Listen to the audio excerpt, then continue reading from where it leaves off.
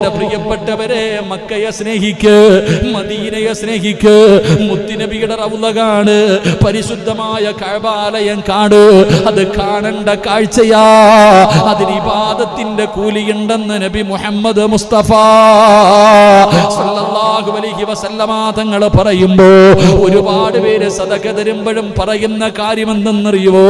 ഉസ്താദേ, മരിക്കുന്നതിന് മുമ്പ് ഉംറയ്ക്ക് പോകണം, മരിക്കുന്നതിന് മുമ്പ് ഹജ്ജ് ചെയ്യണം, ദുആ ചെയ്യണം. ജീവിതത്തിലെ ഏറ്റവും വലിയ അഭിലാഷമായി കരുതുന്ന ഒരുപാട് പേരുണ്ട്. അല്ലാഹ്, മരിക്കുന്നതിന് മുമ്പ് കഅബ കാണാൻ ഞങ്ങൾക്ക് ഭാഗ്യം തരണേ അല്ലാഹ്. മുത്തുനബിയുടെ റൗള സിയാറത്ത് ചെയ്യാൻ ഭാഗ്യം തരണേ അല്ലാഹ്.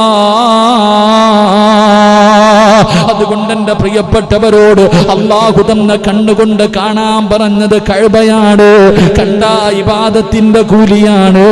രണ്ട്, അല്ലാഹ്